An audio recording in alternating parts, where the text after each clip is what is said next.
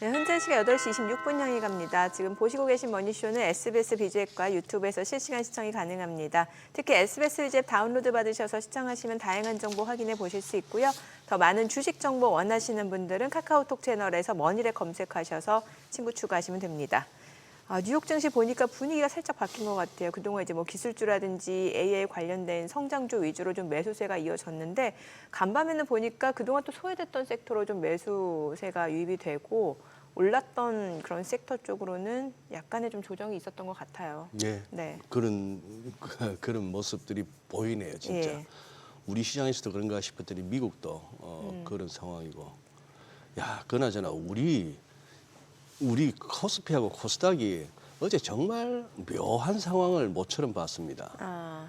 우리 저 코스피가 어제 시가가 네. 상승 출발이죠. 3,089.64포인트인데 종가가 3,089.65포인트. 0.01포인트 차이니까 그냥 같은 자리죠. 네. 코스닥이 783.65포인트에 개장해가지고 종가가 783.67포인트, 0.02포인트. 그게 또 제자리. 그런데 위에 갔다가 하니까 윗꼬리가 달리면서 그야말로 왜 이런 압정 요렇게 바닥에다 세워놓은 같은 그런 일봉이 나왔는데 많은 종목들 이렇게 보면은 막 치솟다가 이렇게 좀 이렇게 꺾이는 모습들이 보이는 그동안 여기 시세 잘 나온다 주도주다 싶었던 그런 쪽에서 그런 모습들이 나와가지고 약간 이제 고비에 도달한 것 같은데 고비에 도달했다는 건 좀 쉬어갈 쉬어갈 타이밍이라는 타임. 거죠. 그러니까 여기서 막 그동안처럼 쭉쭉쭉쭉 가던 거에는 일단은 제동이 걸리는 모습은 여기저기서 보이는데 워낙 장이 뭐 이렇게 강하게 버티니까 근데 요 7월 초에 그렇게 만만치는 않네요 보니까. 근데 요즘은 하루 오르면 야 이건 진짜 한도 끝도 없이 갈무해야 돼 싶다가 또 살짝 또 약한 모습 보이면은 진짜 좀 이제 조정이 좀 필요한가 싶기도 하고 이 마음이 왔다 갔다 합니다. 투자하시는 분들도 그럴 것 같아요. 그렇죠. 이렇게 또 쉬었다가 다시 또 가는 거 아니야라는 가는 거 생각도 아니야 들고 싶으니까 예. 또 쉬는 게 또 길어지는 게 아닌가라는 생각도 들고 그러고. 예, 예측이 쉽지 않아요. 네. 맞아요. 오늘 네. 함께 해주실 분 바로 모셔보겠습니다. 디멘전 투자부문의 투자부문 송재경 대표님 함께합니다. 어서 오세요. 어서 오십시오. 안녕하세요. 네. 깔끔하게 이발하셨구나 우리 송 대표님. 감사합니다. 지금 한번 이제 6말 7초 어떻게 보면은 상반기도 끝났고 하반기도 접어들고 하는 그런 요렇게 분기점입니다. 그죠? 네, 한 맞습니다. 일주일 사이 한번 좀 정리 한번 해주시죠. 예, 오늘은 제가 일부러 이제 어제 진짜 또 어제 저도 장 하루 종일 보면서 예, 아침에는 보니까 가슴이 뛰더라고요. 예, 이거 진짜. 이거 그 사이에 좀 못 사서 기다려 있던 종목 더 사야 되나 뭐 이런 이제 고민 뭐 이런 것들을 하게끔 만들더니 다 끝나서 보니까 이게 말씀 주신 대로 이게 그 처음이 되게 창대했는데 마지막이 그냥 다 그래서 예. 어제 장주반에 샀던 분들은 상당히 좀 예, 어제 실망을 좀 많이 하셨을 것 같은데 그만큼 좀 이제는 많이 올라와서 네. 단기간에 워낙 많이 올랐지 않습니까? 그래서 상반기를 한번 리뷰를 하고 조금은 긴 호흡으로 긴 그림으로 한번 그림을 그려보면 그러면 좀 마음도 안정이 되고 조금 오히려 너무 남을 보지 말고 조금 숲을 좀 길게 멀리 떨어져서 한번 볼 필요가 있지 않을까 싶어서 네. 한번 오늘 상반기를 정리해보고 하반기 어떤 기회와 위험 요인이 있는지 한번 알아보면 좀 좋을 것 같습니다. 예, 그러죠. 그러면 자산별로 좀 수익률을 봐야겠네요. 반기 결산이네요. 네, 맞습니다. 예, 예. 반기 결산 한번 쭉 보시면 첫 번째로는 이게 특이한 장이었습니다. 기본적으로는 글로벌 주식시장이 나쁘지 않았잖아요. 네. 우리나라는 뭐 너무 좋았고 네, 이거도 좋을 수 그러니까요. 없었고 예. 사실은 전반적으로 그러니까 위험 자산이 좋았었는데도 불구하고 그 위험 자산을 뛰어넘는 게 1등이 금이었다.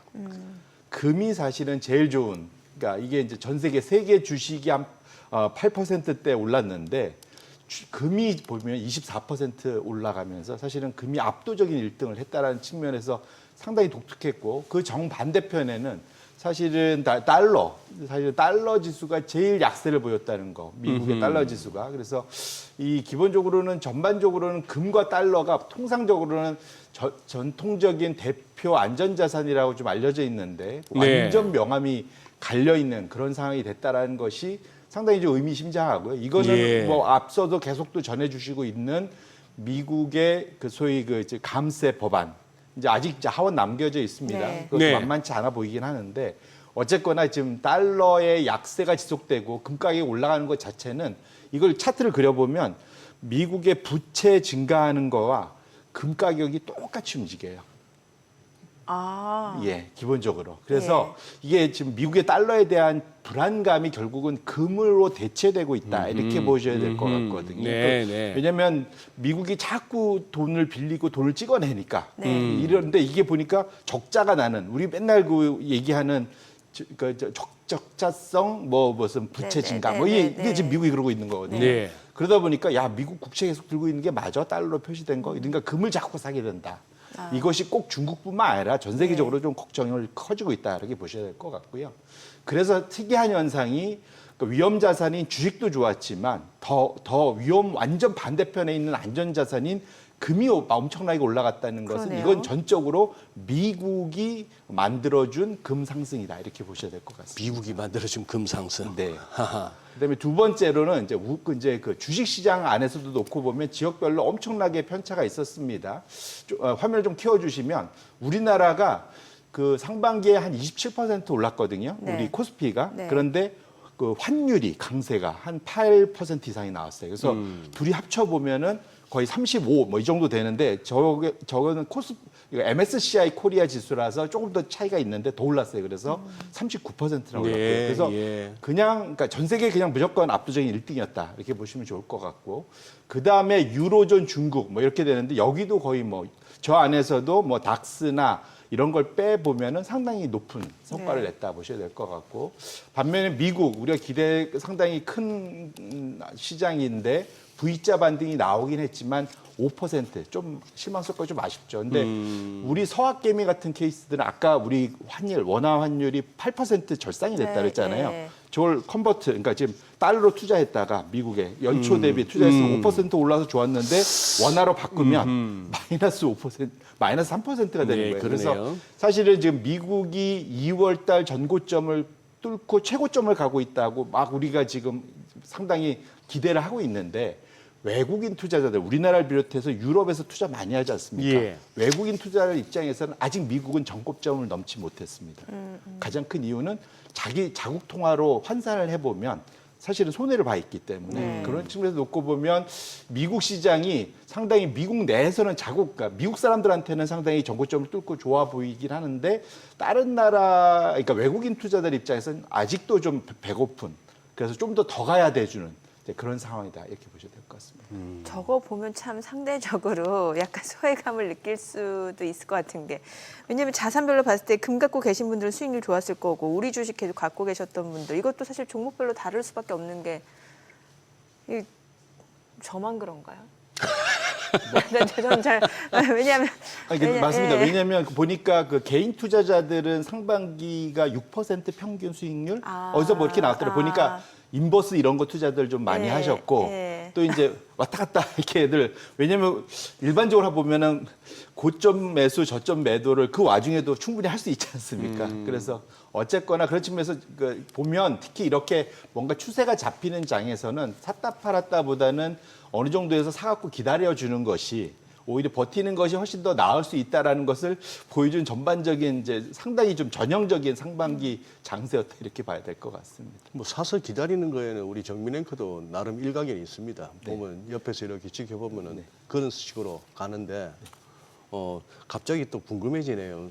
나만 그런가 하니까 뭘 들고 계신지가 궁금한데 아니 그러면 업종별로 한번 짚어주세요. 네. 그러면 대충 느낌상 뭐 들고 계신지 나올 것 같아. 예, 말씀 주신 대로 이게 업종을 보면 우리가 미국하고 우리나라 네. 비교를 해보면 조금 다를까 싶기도 한데 약간의 그 절대 수익률은 당연히 차이가 나있죠. 이번에 우리나라가 워낙 잘했으니까 예. 미국과 우리나라 보면 우리나라 더 잘했긴 했지만 그 네임즈라고 하잖아요. 그 이름들은 거의 속순위가 비슷하다. 그게 상당히 여기 그래서 좀 의미 있는데 미국은 보시면 산업재, 커뮤니케이션스, 기술금융, 유틸리티 이 순서입니다. 근데 우리나라도 비슷한데 여기 우리나라도 한번 바로 넘어가 주시면 우리나라는 유틸리티, 산업재, 금융, 커뮤니케이션스 거의 이름이 똑같죠.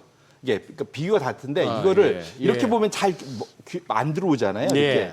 그래서 요즘 우리가 늘 이렇게 설명하는 걸 보면 미국과 우리나라 똑같습니다. 방산, 원자력, 네. 로봇, 그다음에 뭐 그 전력 설비 관련된 거, 그다음에 금융 쪽으로는 증권주, 뭐 이런 거. 그러니까 기본적으로는 우리나라에서 많이 갔던 거, 엄청 세게 갔던 분야가 미국 내에서도 그만큼은 안 갔지만 비슷하게 갔다. 결론적으로는 전 세계적인 투자의 테마, 그 흐름 자체는 미국이나 우리나라 크게 다르지 않기 때문에 여기서 오히려 아이디어를 얻을 수 있는 건 어느 쪽에서 한 나라에서 어떤 분야가 많이 먼저 가면 우리나라 걸 살펴보고 우리 게 들갔네 그러면은 사실은 그때 우리나라가 뒤따라서라도 가면 소위 말하는 갭매우기 비슷하게 가는 그러한 투자들을 할 수 있어서 소위 이제 따라갈 수 있는 투자가 네. 되는 거죠. 그래서 이번 상반기도 전형적으로 우리가 미국 시장을 보면서 얻을 수 있는 아이디어들 중은 거기가 전반적으로 흐름은 이제 제일 빠르니까 그런 측면에서 우리나라가 워낙 그 이제 빠르게 뒤따라가고 또 강하게 이제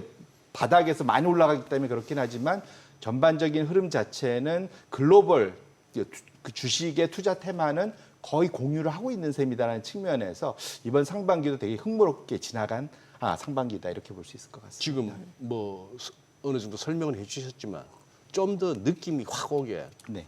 유틸리티 한국의 종목 3개만 한번 짚어주세요. 한국전력이죠. 한전, 네. 가장 큰 게 많이 올라온 거 한전도 있고. 한전 있고. 그 다음에 웬만한 그 소위 가스주들도 한 50%씩은 다 올랐습니다. 한국가스공사 이런 거. 네네. 예. 그 웬만한 그 지역 난방공사 이런 것도 50% 이상 하기야. 올라왔습니다. 산업재라 하면요. 예. 산업재라 하면 산업자면 뭐 전력기술 같은 거. 전력기술. 그다음에 제일 상단에 우리가 잘 아는 두산에너빌리티. 원전주. 예. 그거는 유틸리티 아닌가요? 그거 아닙니다. 산업재로 당연히 구성. 산업재로 분류돼요? 그 안에 이제 에너지 설비잖아요. 예. 그래서 근데 보니까 올해 예상 수익의 170배로 거래되더라고요. 연초 대비 보니까 4배 올랐더라고요. 4배. 예. 한 300% 가까이 올랐으니까. 그래서 보면 지금 우리가 테슬라 170배 올랐다고 뭐 그러고 있었는데 국내에도 우리 그 대장주인 두산 에너빌리티가 170배로 거래되는 그런 이제 우리나라 강력한 시장이 되어버렸습니다. 그러네요. 저 국내 증시에 대한 믿음이 좀 부족했던 것 같아요. 그 펀더멘탈이라든지 여러 가지 측면에서 봤을 때 과연 이 상승이 어디까지 갈 수 있을까라는 그런 의심이 있었기 때문에 맞습니다. 올라갈 때 섣불리 따라서 추세 추종 추종 이거를 매매. 못했던 것 같아요. 근데 아마 대부분이 그러셨을 거고요. 예. 그러니까 그 가장 큰 이유가 뭐냐면 사실은 우리가 이제 굳이 우리 스스로에게 변명을 주자면 스스로에게. 왜냐면 우리가 지난 6개월간 6월 2일 날 조기 대선이 됐으니까 그 전 12월부터로 따지면 6개월간 전 세계에서 가장 변동성이 정치 경제적으로 큰 나라였습니다. 예. 사실은. 거기에서 뭐랄까 확신을 가지고 그건 이제 용기라고 표현할 수도 있는데 확신을 갖고 쫓아가기가 매우 어려운 상황이었습니다. 그러니까 어찌 보면 매우 다양한 거고요. 그렇기 때문에 역으로 말하면 사실은 4월 지나서 우리가 4, 5, 6을 우리나라가 가장 또 많이 올랐거든요. 그때 이렇게 많이 올랐던 걸 생각을 해보면 이제 그 이후로는 조금은 이제 시장이 좀 안정화가 되는 우리나라 정치적인 안정화가 됐던 이제 가닥이 잡혀가는 때였기도 하지만 기본적으로는 우리나라 시장 자체에 있어서 그렇게 짧은 기간에 급격하게 튈 수 있었던 거는 의심들이 여전히 많았었기 때문에 그렇다. 의심이 많아서. 의심의 벽을 타고 오른다 그러잖아요, 주가는. 뭐 공포의 벽을 타고 오르고. 그러니까 모든 사람들이 사실 다 간다 그러면 이미 다 가 있죠, 사실은. 그러네요. 그러니까 여전히 의심하는 사람들이 많다라는 측면에서는 그래서 근데 아직은 저는 여전히 기회는 길게 보면 많다라고 생각을 하기 때문에 저는 아직도 늦지 않았다라고 저는 생각하고 있습니다. 그러니 트럼프 대통령이 그거 상호 관세 부과하겠다고 했던 그 4월 2일 이른바 해방의 날. 네. 그 전이 S&P 500 기준으로 한 5,500대 후반, 5,600 근방이었는데 이게 지금 6,200까지 왔으니까 네. 그게 5,500, 5,600 하던 게 4,800대로 푹 꺼졌다가 그렇죠. 이게 그냥 뭐 하다못해 5,500, 5,600 아니면 5,700, 800 정도까지는 모르겠는데 이게 6,200까지 왔다. 그러면 그때 4월 이전 트럼프의 관세 부과 이전 대비 과연 지금 경제 상황이나 트럼프의 관세 부과 이후 예상되는 그런 어떤 경제의 흐름을 봤을 때 이 지수가 이렇게 타당하냐 하는 부분에서 여전히 사람들이 납득은 잘 안 되는 가운데 가고 있다 하는 면도 없잖아요. 있거든요. 포머죠. 포머. 네. 소위 이제 나만 가난해지면 어떡해라는 걱정들이 분명히 있죠. 그래서 미국은 뭐 이따도 얘기했지만 가장 큰 위험 요인이 고평가입니다, 사실은. 우리나라는 고평가 논란이 지금 없잖아요, 예, 사실은. 예. 그러니까. 근데 미국은 고평가 논란이고 거기에 비해서 이제 더 하나는 우리가 이런 얘기 많이 듣지 않습니까? 시장은 경제가 아니다. 네. 예, 이런 얘기 많이 하잖아요. 그러니까 네. 왜냐하면 시장 자체가 모든 경제를 다 대변하지도 못하고 예. 또 특정 대형 종목들 위주로 또 움직이고 이러다 보니 그런 것도 있는데 단기적으로는 이 말이 맞고 장기적으로는 그 시장의 기대, 그러니까 시장과 경제가 다르다는 얘기는 시장은 경제는 별로 안 좋은데 시장은 많이 갔어요. 그럼 이 갭을 어떻게 메꿔야 되냐? 경제가 뒤따라서 올라와 줘야 됩니다. 못 따라오지면 길게 보면 결국은 시장이 경제가 안 좋으면 따라서 내려오게 돼 있죠. 예, 예. 그런 측면에서 놓고 보면 지금은 시차가 갭이 벌어지고 그 갭을 누가 메꾸고 있냐? 투자자들의 조급함 또 내지는 그런 거 우리는 주식으로 빨리 돈을 벌어야 되는 그런 마음 이런 것도 분명히 있다 이렇게 보셔야 될 것 같습니다. 결국에 지금 지나서 보면은 트럼프 대통령이 시장에 가장 큰 영향을 줬던 것 같아요. 예. 그렇죠. 트럼프가 모든 것을 지금 만들고 있고 앞으로도 만들 것 같습니다. 그 링컨 대통령이 그 유명한 of the people, by the people, 뭐 for the people 예. 거기다가 people 자리에다가 트럼프를 넣으면은 다 딱 될 것 맞는데요? 같아요. 네. 트럼프에 의한 예. 그리고 또 트럼프를 위한 네. 그 모든 정책과 어떤 예. 그리고 너무 뉴스 특히 모르겠어요. 어떤 국제 정치나 외교 이런 측면에서 미국 대통령이 그간지는 모르겠으나 경제와 시장 측면에서 이렇게까지 미국 대통령이 중심에서 하루도 빠지지 않고 언급된다는 것도 참 놀라워요. 관심 받는 걸 상당히 좋아하는 캐릭터라서. 지금 저 자막 보세요. 좀 전에 나왔던 거는 남아공 출신인 머스크를 추방할 수도 다시 이런 얘기 나왔고 남아공으로 보내야 된다. 지금 이제 도지 정부 효율부를 갖다가 그 업무를 갖다가 일론 머스크 한번 적용해봐야 될지도 모르겠다. 이렇게까지 나오는 거 보면 저 그때 두 사람 그 약간 화해하는 척 했을 때 그때 저도 네. 여기서 말씀드렸던 것 같은데 그 사람들 그렇게 한번 그야말로 거울 깨지는 쨍 하는 그 정도까지 관계가 되고 나서 쉽게 회복 안 되고 그다 두 사람 다 엄청난 자아가 있고 둘 다 엄청난 자기 중심적인 인물들인데 지금 제가 보기엔 머스크도 포석을 두른 것 같고요. 머스크도 예. 신당 창당 이런 거는 진짜 충분히 가능한. 네. 정치하는 사람 입장에서는 너 이제 완전 나하고 그거 나의 라이벌 적대자가 되겠다는 그 얘기 아닙니까? 맞습니다. 그래서 사실 머스크 입장에서는 코너에 몰려 있는 건 분명하고요. 예. 왜냐하면 우리가 지금 테슬라만 얘기하고 있는데 비상장돼 있는 회사들의 대부분, 뭐 스페이스X나 뭐 이런 것들은 국방부로부터 대부분의 매출을 갖고 있기 때문에 사실 칼자루가 트럼프가 쥐고 있는 건 맞거든요. 예. 거기에다가 테슬라가 이번 감세안에 상당한 직격탄을 받게 된 가장 큰 이유가 그러니까 소위 그 전기차와 관련된 세제를 빠르게 지금 축소하기로 그것이 이번 법안에 지금 담겨 있잖아요. 그러니까 예. 사실은 뒤통수 맞은 거죠. 머스크 입장에서는 트럼프를 그렇게 2천억 원인가를 작년에 자기가 돈을 써가면서 밀어줘갖고 당선시켜놨더니 돈도 돈이지만 예. 얼마나 그 진짜 음으로 양으로 저는 트위터를 갖다가 인수해서 X로 바꾼 다음에 주류 언론에서 다루지 않는 트럼프의 지지자들이 봐야 되고 트럼프를 안티하는 사람들도 생각을 다시 할 만한 그런 수많은 컨텐츠를 올라가게 한 것만 해도 엄청나다고 보는데 많이 섭섭할 것 같아요.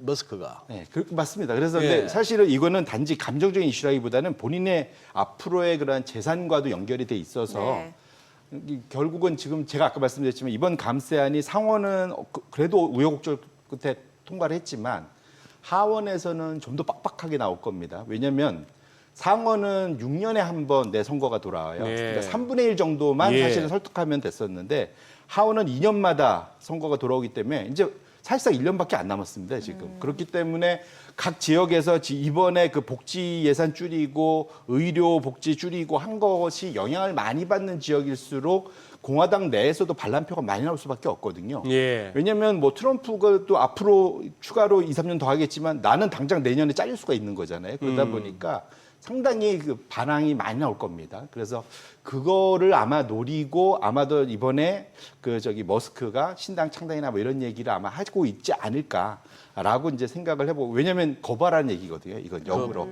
힘을 주는 거죠. 예, 예. 힘을 주는 거죠. 내가 아니면 지원해 줄 수도 있어. 뭐 이런 얘기도 하는 거기 때문에 그런 측면에서는 아마도 머스크도 이번에 안 그렇게 되면 상당히 본인의 비즈니스 전체에 상당한 리스크가 트럼프 있는 하에서는 상당히 커지기 때문에 그런 측면에서 놓고 보면은 머스크 하는 것이 단지 감정만의 얘기는 아니고 그럴 거예요. 전략적으로도 저렇게 하고 있는 거다라고 저는 개인적으로 해석을 하고 있습니다. 근데 지금 저 상원에서 BBB 통과시키는 저 장면이 계속 자료 화면에 이제 자료 화면으로 나옵니다만 어떻게 보면은 트럼프의 패배 아닙니까? 공화당 53, 민주당 47 그렇게 구성되어 있는 총 100석의 상원인데 53대 47 그러면은 흔히 적어도 하는 그 말로 정도는 나와야죠. 53대 47로 통과가 돼야 되는데 네. 이게 51대 50이란 얘기는 맞습니다. 결국 세 명이 저쪽으로 갔다는 얘기예요. 반대쪽으로. 2명 아니에요? 아니죠. 51대 40. 53대 47인데 네네네. 53대 47인데 이게 51대 50으로 넘어갔다는 얘기는 이 53 중에 3명이 반대를 한 거예요. 그러니까 반대가 50이 됐잖아요. 그럼 찬성 50, 반대 50인데 그럴 때 결국 상원 의장이 캐스팅 보트를 한다 이거죠. 부통령이 하는 그게 거죠. 네. 그게 벤스 부통령이란 말입니다. 그러니 사실 저거는 어떻게 통과는 됐지만 저거는 뭐 거의 근데 사실은 밤새 안에 대해서 사실 걱정들이 많거든요. 네. 그런 측면에서 이것이 이제 아직은 하원까지 안 갔고 그 안에 조정이 혹시라도 있을까 봐 기대하고 있지만 채권 시장에서는 그래서 미국 채권 시장에서는 연준의 금리 인하에 대한 가능성의 배팅도 지금 하고 있지만 네. 이 감세안이 그 안에 조금 그나마 재정 적자를 좀 더 줄이는 쪽으로 수정이 되기를 기대를 하고 있는데 그건 이제 사실 가봐야 하는 거죠. 근데 트럼프는 여기서 바꿀 마음이 전혀 없으니까 어떻게 될지는 좀 더 봐야 될 것 같습니다. 네. 그러면 지금 이제 하반기니까 하반기에 뭐 지금 증시를 둘러싼 요인 네. 중에 어떤 분명 기회 요인도 있을 거고 위험 요인도 있을 것 같은데 네. 이거를 좀 분석해 볼까요? 그래서 그럴 때 우리가 이제 소위 프레임워크라고 하죠. 예. 뭐를 보는 이제 틀, 예. 기준점 뭐 이런 것들을 보면 좋을 것 같은데 그래서 그러면 2008년도 글로벌 금융위기 이후에 어떠한 문제점이 있었고 그 문제점을 아이러니하게도 그 어떤 식으로 앞으로 해결이 될 거냐. 거기서 이제 투자 아이디어들이 나오게 될 네. 거거든요. 근데 트럼프 이후에 그러니까 2008년 이후에 이제 전 세계적으로 나온 것이 미국은 과잉 소비입니다. 그러니까 소비가 너무 과하다 보니까 저축 부족하고 소비가 많다 보니까 해외에서 자꾸 돈을 빌려야 되죠. 그러다 보니까 계속 지금 부채가 늘어난 거고요. 반면에 중국은 저 정도 사이즈 G2가 됐는데도 아직도 수출 얘기하면서 제조업, 투자, 인프라 네. 투자 이거 많이 나와 보니까 과잉 투자가 문제가 되는데요. 그러니까 전 세계적으로 걱정하는 거죠. 너희 이러다가 우리 다 덤핑하는 거 아니야? 이거. 예. 다 같이 죽어 뭐 이렇게 되는 거죠. 반면에 유럽은 2008년에 미국 망가지고 이런 거 보고 아 이거 우리 이렇게 재정을 너무 미국처럼 썼다면 큰일 나겠다. 독일이 그래서 겁먹고 사실은 헌법에까지 재정 적자 레벨을 딱 붙잡아 붙다 보니까 과소 투자가 된 거죠. 과소 투자. 그러다 보니까 인프라 투자 이런 걸 너무 오다 보니까 상당히 이제 후퇴가 된 거고요. 결국은 트럼프 2기가 아이러니하게도 이거를 이제 해소시켜주는 촉매제 트리거가 되기 시작한 거죠. 그래서 중국은 지금 이제 어쩔 수 없이 소비 확대를 하기 시작했죠. 그래서 지금 지난달에도 상당히 그 소매 판매 이런 거지 예상보다 좀 좋게 나오면서 이것 자체가 우리나라 중국 소비 관련주들의 주가 상승에 큰 도움을 주고 있습니다. 이 방향성이 당분간은 갈 수밖에 없는 거고요. 우측에 보시면은 유럽의 과수 투자 이것을 트럼프가 각성시켜갖고 GDP의 5%를 향후 10년간 5%까지를 그 소위 그 국방비와 인프라 투자를 하게 만들었잖아요. 예. 그리고 우리가 거기에 그러다 보니까 우리나라 방산이 더 같이 갖게 되고 인프라도 관련돼서 투자도 앞으로 향후 수혜가 지속될 수밖에 없는 이런 방향이 잡히고 있는 거죠. 그래서 그러면 유럽의 소위 익스포저 그러니까 그 매출이 노출이 많은 기업들일수록 훨씬 더 이제 수혜가 생길 수밖에 없는 이런 상황이 될 겁니다. 그래서 이 프레임워크를 가지고 앞으로 향후 하반기뿐만 아니라 앞으로 적어도 몇 년간 한 5년 정도는 이 정도의 흐름이 꽤 갈 수 있기 때문에 앞으로 종목을 고르시고 포트폴리오를 짜실 때 요것을 가는 방향에 대해서 고민할 필요가 있겠다 이렇게 말씀드립니다. 참 보면은 지금 어제 이런저런 트럼프 대통령의 발언 중에 애초에 그 일본에다 4월 1일 날 부과하기로 했던 게 그 정도는 안 되는 것 같은데 일본에 대해서 갑자기 이제 또 일본이 말을 잘 안 들어주니까 또 심기가 불편한지 30%, 35% 뭐 그 이상이 될 수도 있다. 이거 완전 엿장수 마음대로인데 뭐 유럽은 50% 얘기도 했으니까. 유럽은 네. 50% 이게 보니 그거 해요 진짜. 아베가 잘하긴 잘했어요. 근데 저런 사람은 이렇게 비율을 맞춰주는 게 좋구나 하는 걸 잘한 것 같아요. 근데 1기 때보다는 2기가 좀 더 센 건 맞습니다. 1기 때는 그래도 견제하는 사람들이 주변에 있었거든요.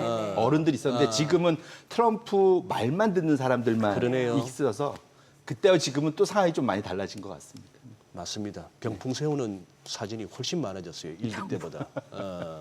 국방장관이고 뭐 국무장관이고 뭐 할 것 없이 전부 뒤에 이렇게 병풍 세우는 걸 좋아하더라고요. 다 예스맨만 일기 있어가지고. 1기 때는 그런 네. 뭐 그건 없었는데. 예. 네, 자 지금 시각 8시 51분 향이 갑니다. 오늘 양시장 호가 상황 체크해 보겠습니다. 먼저 코스피부터 좀 볼게요.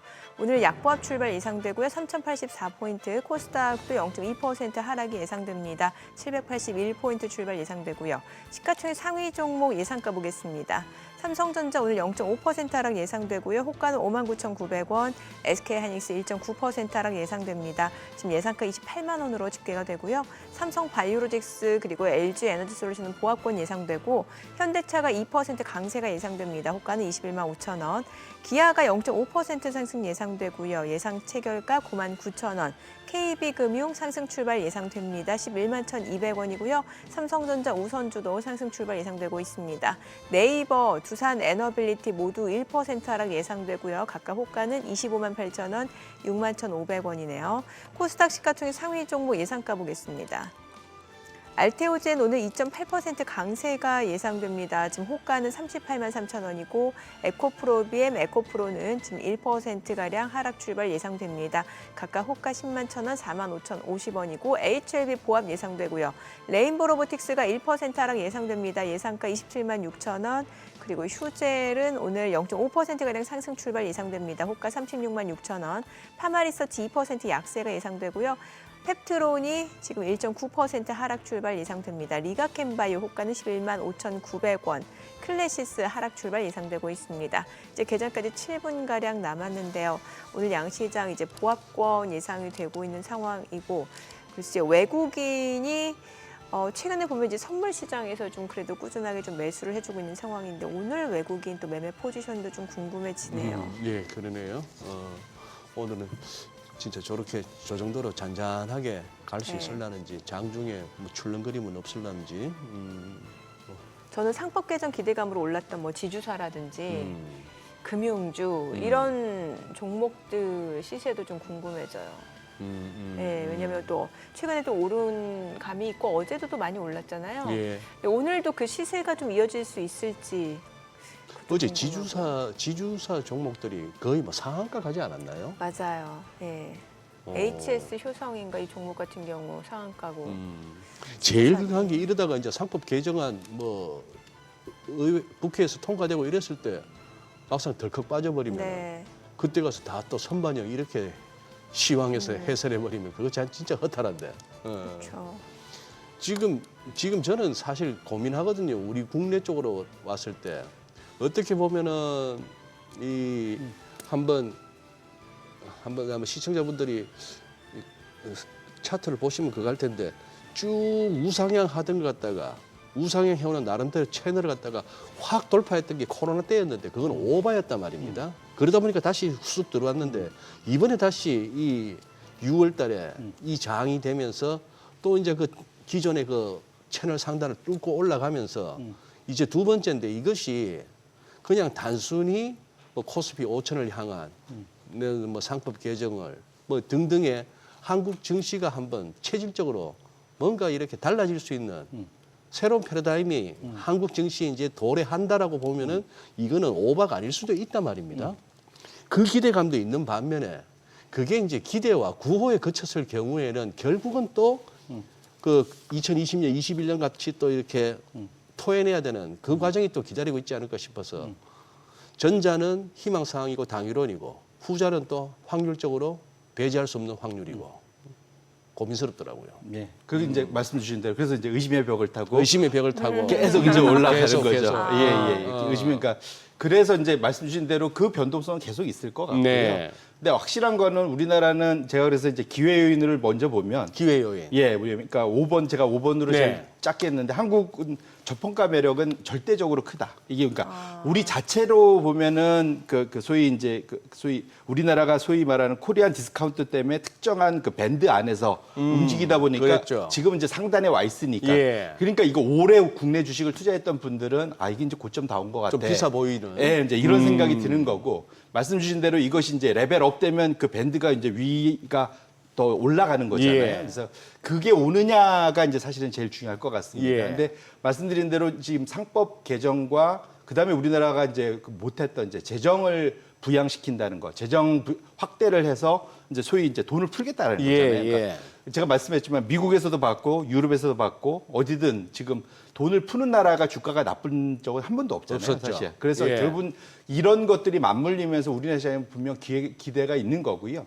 그다음에 미국이 어쨌거나 기술적으로 강세장을 복귀를 했기 때문에 V자 반등을 하면서 네. 저점 대비 20%를 넘어섰죠. 예. 그러다 보니까 여기에 감세안까지 통과돼 준다면 미국도 상당히 어느 정도 버틸 수 있지 않을까? 그러니까 미국이 여기서 완전히 다시 주도로 갈 가능성은 좀 낮다고 봅니다. 상대적으로.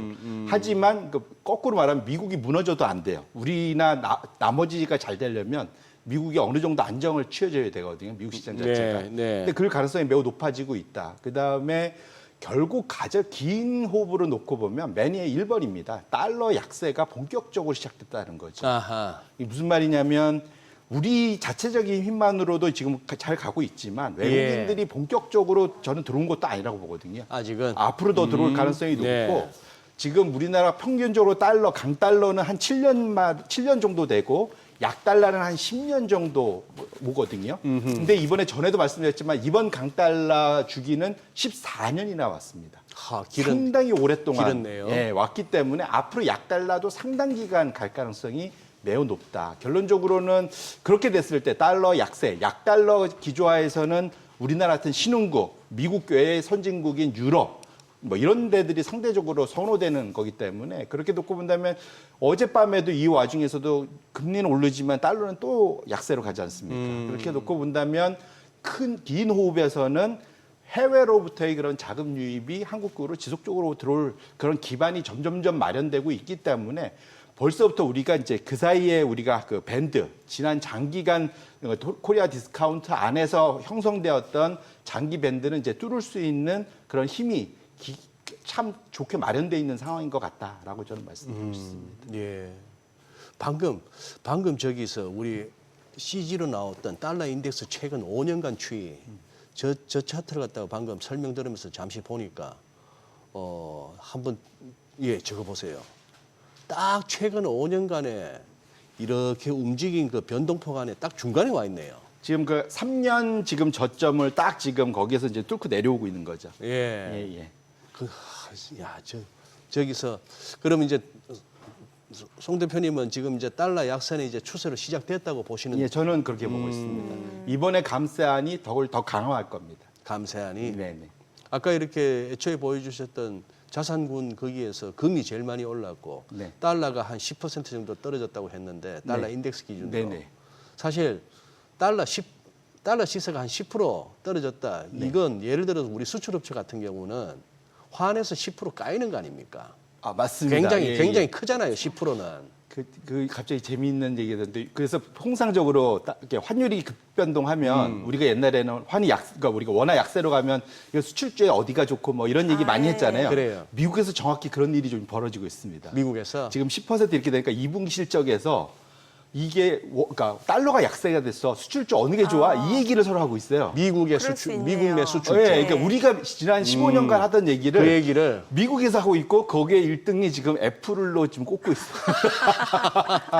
그래서 어제 그 기술주들이 헤매는 와중에 애플은 또 올랐구나. 그래서 이게 참 격세지감을 예. 세용지마 격세지감 뭐 이런 걸 느끼는 참 미국에서 자기네들 약달러 같다고 수출주 뭐가 좋아 이런 얘기를 미국 내에서 하고 있는 걸 보고 참 신기하다는 생각이 좀 들었습니다. 애플도 형편 많이 어렵구나. 환율 보고 우리 지금 조금 환율에서 좀 나을 거야. AI 이슈 때문일 수도 있어요. 그럴 수도? 네, 일단은 개장하고 좀 자세히 보도록 하겠습니다. 자, 오늘 국내 증시름 확인해보죠. 개장합니다.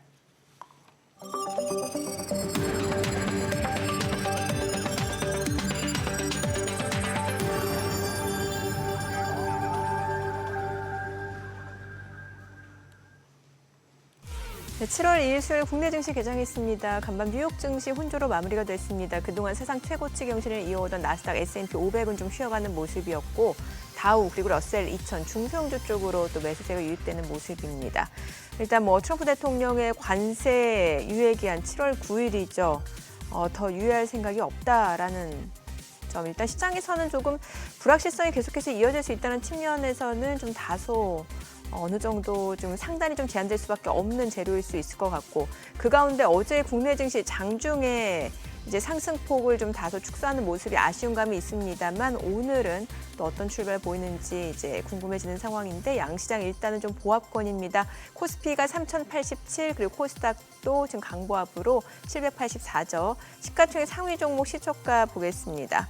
삼성전자가 오늘 보합권으로 63,300원이고요. SK하이닉스가 1% 떨어집니다. 282,000원. 삼성바이오로직스도 내림세입니다. 999,000원. LG에너지솔루션도 1% 하락 중이죠. 294,000원이고 현대차가 3.5% 상승합니다. 지금 217,500원에 거래되고 있습니다. 어제도 3% 넘게 올랐거든요. 이 거래 연속 상승세고요. 기아도 1.7% 올라갑니다. 104,000원. KB금융 상승합니다. 111,300원이고요. 네이버는 약보합권이고 삼성전자 우선주 상승합니다. 55,000원. 두산에너빌리티 보합권 지금 상승으로 전환이 됐어요. 62,700원에 거래되고 있습니다. 코스닥 시가총액 상위 종목 시초가도 보겠습니다. 오늘 알테오젠이 많이 올라갑니다. 지금 5% 강세입니다. 392,500원에 거래되고 있고요. 지금 에코프로비엠은 2% 떨어집니다. 에코프로도 하락 흐름 이어지고요. 이 가운데 HLB가 0.4% 떨어지고 레인보로보틱스가 소폭 오름세입니다. 28만 원에 거래되고 있고요. 휴젤이 1.9% 강세입니다. 371,500원. 파마리서치도 상승 중이고요. 펩트론도 올라갑니다. 리가켄바이오가 4.8% 지금 2% 강세, 지금 상승폭이 약간 축소가 됐어요. 그래도 지금 상승세 이어지고 있고 117,500원, 그리고 클래시스도 오름세입니다. 오늘 시장에서 특징을 보여주는 섹터 종목들 좀 보도록 하겠습니다. 어제장에서는 이제 상법 개정 통과에 대한 기대감이 이제 좀 관련 종목들이 상승을 보이는 상황이었는데 오늘은 이제 가상화폐, 지역화폐 관련주들 움직임이 좋습니다. T사이언티픽이 10% 급등하는 모습이고요. 우리기술투자도 2% 강세, 갤럭시와 머니트리도 2.3% 오름세입니다. 그밖에 하나투자증권, 카카오뱅크도 1% 이상 상승 보여주고 있는 모습이고요. 지역화폐 쪽에서는 이 같은 종목들이 좀 엮여 있어서 그래요. 코나이 웹캐시가 상승 중이긴 합니다만 상승폭 자체는 약간 좀 제한된 모습이고요. 자, 그리고 오늘 글쎄요, 지금 시장에서 의료 AI 쪽이 좀 움직임이 이어지고 있고요. 의료 AI 쪽에서는 이제 젠큐릭스가 12% 가량 급등하고 있고요. 2,195원, 그리고 온코크로스도 2.8% 상승 중이고요. 루닛이 2.6%, 1.4% 오름세고 뷰노도 오름세고 3빌리언 2.6% 상승 중입니다. 지금 굉장히 순환매 자체가 좀 빠르게 나타나고 있어요. 그러니까 바이오시밀러 쪽 움직임 좋고요. 앞서 보셨다시피 이제 알테오젠이 상승 보여주고 있고 셀트리온지약, 셀트리온 모두 강세고 동아 ST도 1% 이상 올라가고요. 지금 프레스티지 바이오파마도 지금 4.9% 강세고요. 프레스티지 바이오로직도 1.4% 올라가고요. 바이오주가 상대적으로 흐름이 좋습니다. 수급 상황 좀 체크해 보도록 하겠습니다. 오늘 유가증권 시장에서는 지금 현재 개인 투자자가 1,641억 원 매수 우위고요. 외국인과 기관은 각각 1,034억 원, 649억 원 순매도입니다. 코스닥에서도 마찬가지로 개인 투자자가 321억 원 순매수, 외국인과 기관은 각각 327억 원, 10억 원 매도 우위입니다. 환율 체크해 보도록 하겠습니다. 오늘 달러원 환율은 지금 정장 마감 대비로는 90전 하락한 1,355원에 개장이 됐습니다. 자, 오늘 우리 시장도 보니까 대형주들은 좀 쉬어가네요, 지금. 네, 그렇죠. 예. 요즘 대충 분위기가 그러네요. 비팔 쌀싸. 네? 비싼 거 팔아서 싼 거 사는 거. 소장님이 만든 용어예요? 아니면 뭐예요? 대충 떠오르는 게 그건데 대충 좀 많이 올랐다 비싸다 싶은 거는 미국도 보니까 좀 줄이고 두리두리 살펴보고 좀 그동안 소외됐다 좀 싸다 싶은 거 네. 손이 나가고 하는 그런 것 같아요. 그렇다고 시장에서 돈이 딴 데로 빠져나간 것 같지는 않고 그러다가 우리나라 혹시나 진짜 부동산으로 가려고 하던 돈까지 몰리면은 대박 나는 거 아닙니까? 그래서 이제 아까 말씀드린 대로 2021년도에 사실 예. 우리가 빨리 올랐다가 급하게 빠진 게 국내선 샀는데 예. 외국인들이 그때 팔았잖아요. 예. 근데 지금 외국인들은 지금 최근 한 5일, 6일은 팔았지만 예. 뭐 어쨌든 긴 호흡에서 이제 큰 흐름에서는 올라가고 있는 상태고 외국인도 사고 국내도 사고. 근데 지금 우리가 빚내서 엄청 사고 있느냐? 아니면 그때 제가 지난주에 보여드렸지만 신용잔고 기준으로 보니까 그때 한 11조 정도 예. 코스피가. 근데 전고점이 14조였기 때문에 아직은 좀 여유가 있고 그렇게 놓고 보면 유동성 측면에서 놓고 봐도 국내에서 이제 어느 쪽으로 빠져나가는 게 어느 정도 좀 근데 왜냐면 부동산 들어갈 돈과 성격이 저는 좀 다르다고 좀 생각하거든요. 기본적으로. 그렇죠. 근데 어쨌거나 그 안에 기본적인 흐름 자체가 지금 주식시장 쪽으로 물꼬를 지금 그러니까 정부 자체가 그쪽을 몰고 있잖아요. 그래서 예. 그렇게 놓고 보면 중간중간에 당연히 단기 급등하면은 뭐 기간 조정 가격 조정이 있을 수 있겠지만 긴 호흡에서 추세의 방향성은 어느 정도 우상향으로 지속적으로 보는 것이 좀 더 타당하지 않을까 이렇게 말씀드립니다. 근데 이거 오늘 갖고 오신 자료 중에 상장 폐지의 축복이라는 제목이 있는데 이건 무슨 예, 말씀하시려고? 이게 마지막에 재미로 말씀드리려고 했는데 재미로? 예, 재미있습니다. 이게 재밌어요? 뭐냐면 아까 말한 네. 대로 이게 그러니까 보면은 내가 팔면 그때부터 오른다 뭐 이거 있잖아요. 예. 이게 딱 그건데 미국에 이런 ETF가 있는지도 몰랐습니다. 미국의 한 그 ETF 회사가 운용사가 예. 한국 엔터주 ETF라는 것을 22년도 8월 말에 성장을 시켰더라고요. 한국 엔터주 ETF. 예. 코리아 엔터테인먼트 ETF 뭐 이거입니다. 예. 그래서 그 티커가 K-팝이었어요. KPOP. 근데 이것이 지금 고점 2023년도 초에 고점 찍고는 계속 빠져가지고 헤매고 그러니까 돈도 안 들어오고 뭐 이러다 보니까 기다리다가 올 4월 1일부로 상장 폐지를 했습니다. 근데 지금 요즘 엔터주 좋잖아요. 그러니까 정확히 저 때가 우리나라가 바닥이었고요. 그리고 그 이후로 주위에 보면 지금 MSCI 코리아 있잖아요. 네네. EWY라고 미국 네. 사람들이 한국에 투자하고 싶으면 저 ETF 미국에 상장돼 있으니까 투자하는데 50일간 48%가 거의 매일 1%씩 올랐습니다. 아니 오늘도 올라요. 지금 하이브도 그렇고 뭐 SM도 그렇고. 네, 그러니까 이제 제가 드리고 싶은 말씀은 누군가가 기다리다 지쳐서 바닥을 지진다 그러잖아요. 정확히 끊어주면 그때부터 이제 주가가 올라가는 거예요. 그래서 이건 일종의 이제 아이디어인데 전에도 그때 말씀드렸던 것 같아요. 지수에 어떤 종목이 편입되면 그때부터 올라가는 게 아니라 이미 많이 올라서 대형주 지수에 올라가는 거잖아요. 오히려 그런 대형주 지수에 빠진 종목들 중에서 엄청나게 보석이 있을 수 있다. 주가가 이미 많이 빠졌고 예. 회사가 그렇게까지 나쁘지 않다면 예. 그러면 사실은 그때부터 사실은 본격적으로 올라갈 수 있는 확률들이 높아지잖아요. 그래서 그런 측면에서는 그러니까 뭔가가 이제 너무너무 포기하고 싶을 때 그 회사의 펀더멘탈이 그렇게 나쁘지 않으면 다시 그러니까 꺼진 불도 다시 살펴야 되는 이제 그런 상황이라는 걸 재밌어서 미국에서도 그래서 이런 아이디어 그러니까 이게 미국 사람들이 만든 자료일 거잖아요. 네네. 그래서 미국에서도 서서히 이제 한국의 이름들이 자꾸 이제 나오기 시작하는 거죠. 그래서 한국 시장에 대한 관심들이 여러 군데에서 지금 나타나는 측면에서는 상당히 좋은 현상이다. 저는 개인적으로 이렇게 보고 있습니다. 우리가 참 묘한데 발 들이고 사는 거죠. 지금 방금 송 대표님 보여주신 저 엔터 ETF 4월 1일 날 상장 폐지하고 4월 1일 날 트럼프 대통령 우리 이거 관세 이렇게 그쵸, 때릴게요 4월 2일 해서 날, 그쵸. 그 다음 한 날 일주일 그거 장 급락할 때는 네. 아유 정말 4월 1일이라도 잘 빠져나왔다 상장 폐지 잘했다 싶었을 텐데 가만히 생각해 보면 한치 앞을 뭐라고 장담할 수 없는 게 시장이네요. 네. 그래서 이제 올해 최고의 만우절 조크. 이렇게 야. 네. 오늘은 확실히 보니까 엔터, 뭐 화장품, 미용, 의료기기 이런 쪽이 갑니다.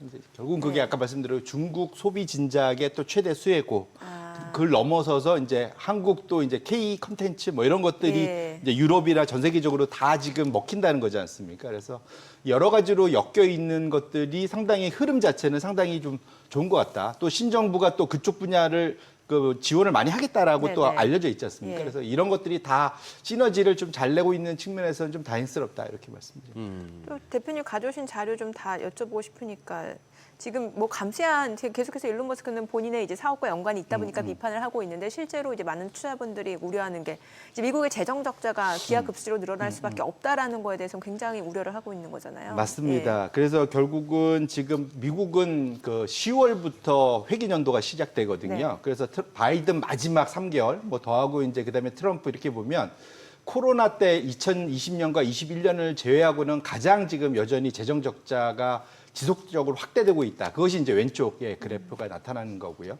우측 그래프는 그러다 보니까 미국에서 지금 그러니까 그 이자를 갚아야 되잖아요. 네. 국채를 빌렸으니까 이자를 갚아야 되는데 이자 지출 비용이 지금 역대급으로 지난 10년간 가장 높은 속도로 좀 올라가고 있어. 올해 이 속도로 가면 1.2조 달러까지 충분히 간다. 그러면은 지금 세수 그 다음 페이지를 열어가 주시면 세수 그 내가 돈을 그 세금을 걷어서 그 뭐 5달러를 거두면 미국에서는 1달러가 그냥 이자 비용으로 그대로 밖으로 나간다.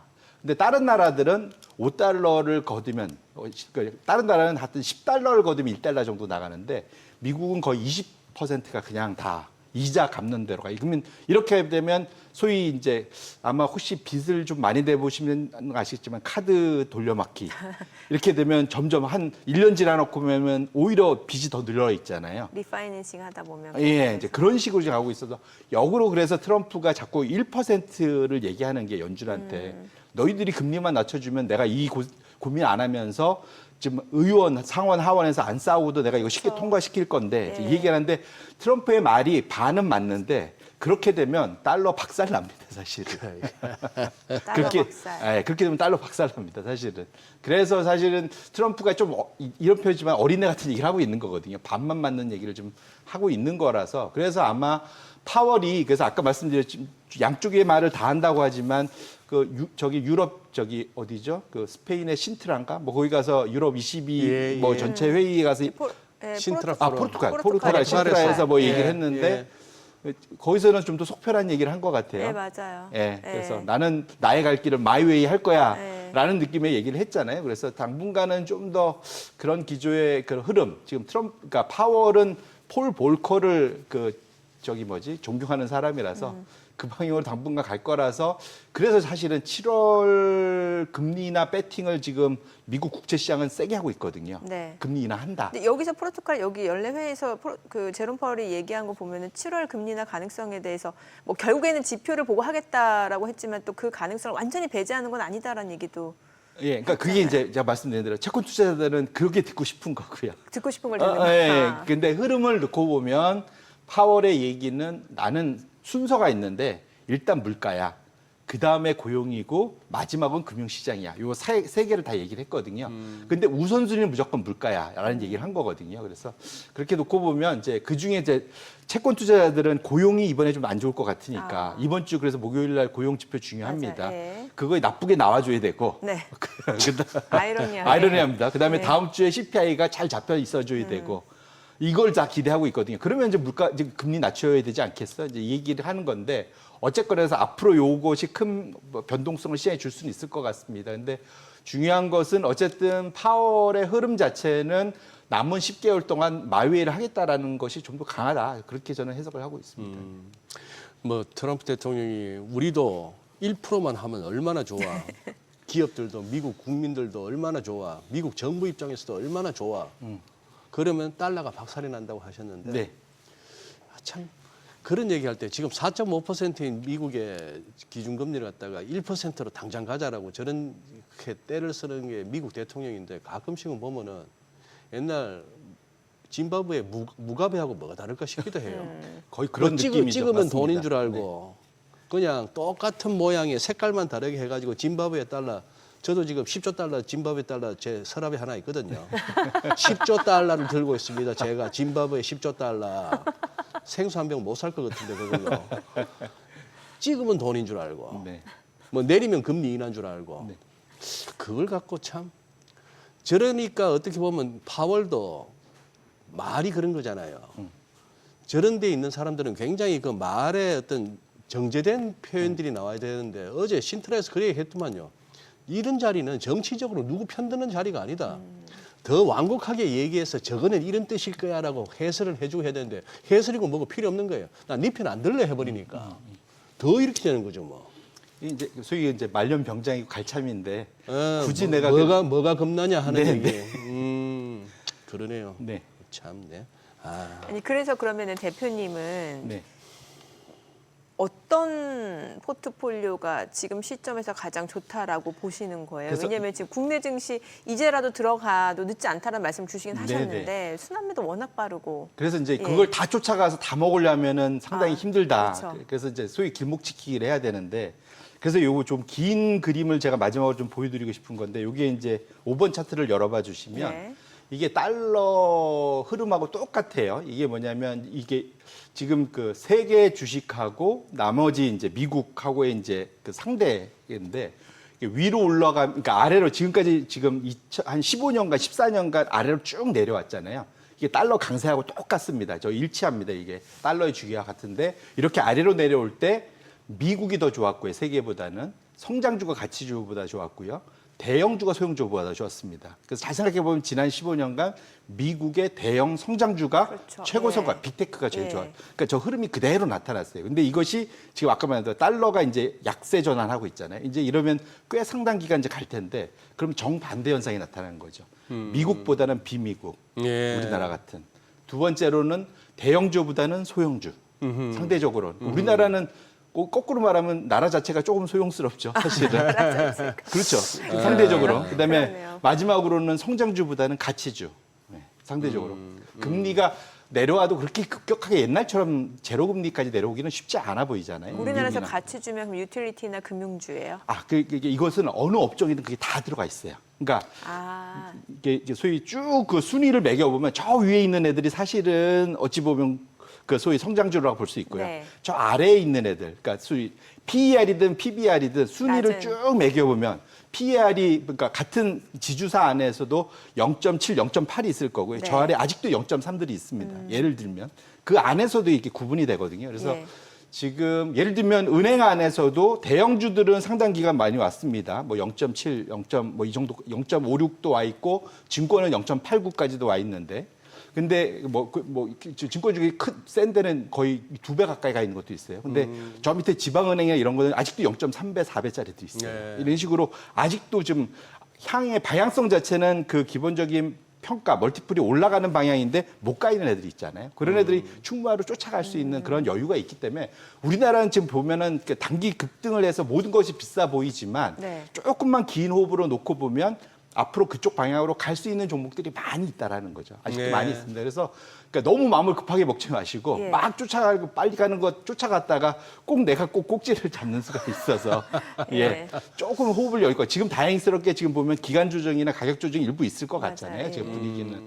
그래서 그 기간 동안에 오히려 겁먹고 도망가지 마시고 네. 그때부터 이제는 사실은 종목들을 지금부터 천천히 잘 고르셔서 하나 둘씩 쌓아가다 보면 향후 한 3년 정도만 놓고 보면 상당히 한국 시장이 큰 성과를 낼 수 있는 시장이다. 왜냐하면 과거에 2000년부터 2007년도까지 우리나라 전 세계 3등이었습니다. 그만큼 그러니까요. 예, 흐름 자체가 좀 바뀌고 있기 때문에 너무 이렇게 뭐랄까 지금 단기에 그러니까 지금 코리아 디스카운트의 그러한 상당한 패배의 느낌 거기에 너무 안에 갇혀 있을 필요는 없겠다 이렇게 말씀드립니다. 네. 오늘 여기까지 듣겠습니다. 잘 들었습니다. 고맙습니다. 네, 고맙습니다. 네, 오늘 들으신 내용과 관련해서 더 다양한 정보 원하시는 분들은 카카오톡 채널에서 머니를 검색하셔서 친구 추가하시기 바랍니다.